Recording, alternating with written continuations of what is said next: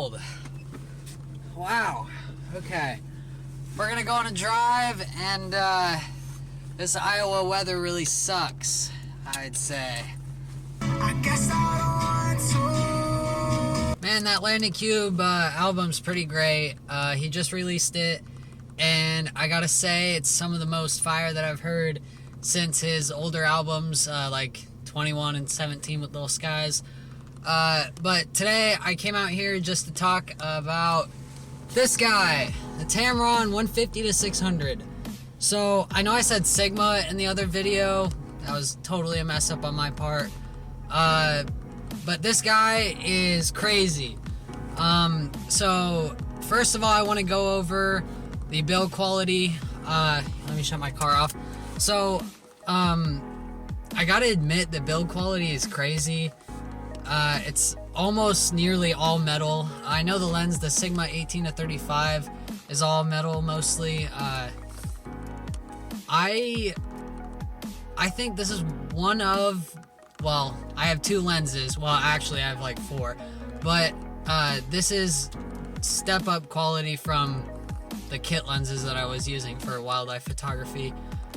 But one thing I want to say is this lens, you won't be disappointed with it. I was between this and the Sigma 150-600 f5 to 6.3, which is the same exact lens, same exact focal length, same aperture. But I heard that the autofocus hunts, and so I also heard that the Tamron's autofocus is way faster. So I just went with the Tamron. I gotta admit, I didn't look at the Sigma, but from what I've heard, the Tamron is way superior to the Sigma. So here's a couple things that I wanted to point out. It has a locking zoom ring, so you just pull it out and it locks, and then you push it back in and you can zoom in. So say I want to like lock it at 350, I can just lock it. It's very snappy, it's very satisfying actually. But I know that the rental I had, this was a little less snappy, and so I guess over time it gets worn out. Also, it has a lock on the side. I really would only use this if I'm carrying the lens to like travel with it. That's mainly it. I don't see any other use for that unless you're carrying around the lens and you don't want it to creep. Which, speaking of creeping, this lens does have a heavy front element, so like it creeps a little bit, and this is when it's brand new, obviously. So it creeps a tiny bit, but you can just do the lock, and it's pretty great. It just locks it into place so it doesn't creep. So another thing I want to point out is this has 3 modes of vibration compensation. I'm not completely sure how this works. I know that one's like a panning mode. The first mode is just normal, and then the third mode is, I think, maybe a combination between the two. Its autofocus is great. Like I said, it's very responsive, very snappy. It does offer a focus window, which for wildlife photography I can't assume that you would use much of, but if you're into that sort of thing.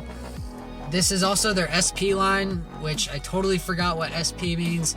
I'll put it up on the screen. Next, I want to go over the tripod collar. The tripod collar is a Arca Swiss, like it's integrated, so it'll work with any Arca Swiss plates or mounts or anything you have. I sadly do not have any Arca Swiss plates, but I just mount my Manfrotto plate onto this what do you call it? Import a thing? Screw hole? I don't know. But I just put my tripod plate right there. Then this does have a huge front element. So 95mm front element, which means filters for this is going to be pretty expensive. I do have a filter on here. It's a B+W UV filter. I just got it so I wouldn't scratch the front element. The lens cap also, I was kind of blown away at the quality of the lens cap. I know that's kind of stupid, but the lens cap, I mean, I wouldn't want to lose this thing. I don't think you can, just to how big it is. I do have some sample images. I'll throw some of those up on the screen right now.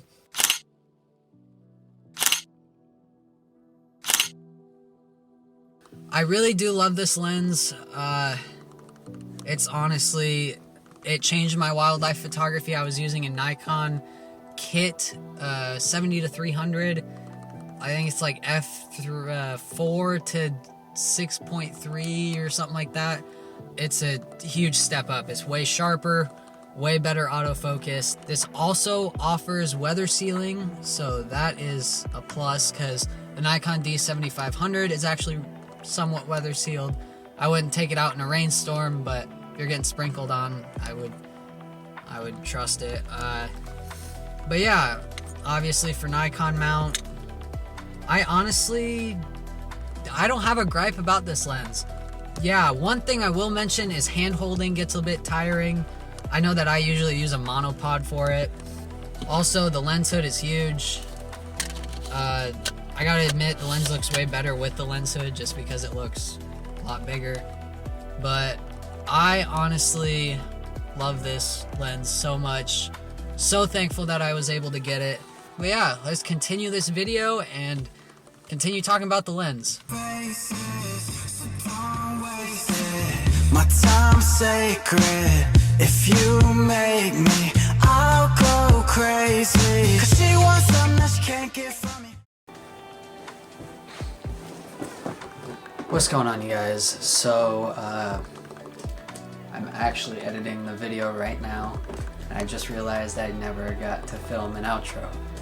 So, yeah, that was my review of the Tamron 150-600 f5 to 6.3. And if you guys liked it, you know, share with your friends if you think they might enjoy it, if they're photographers or whatever.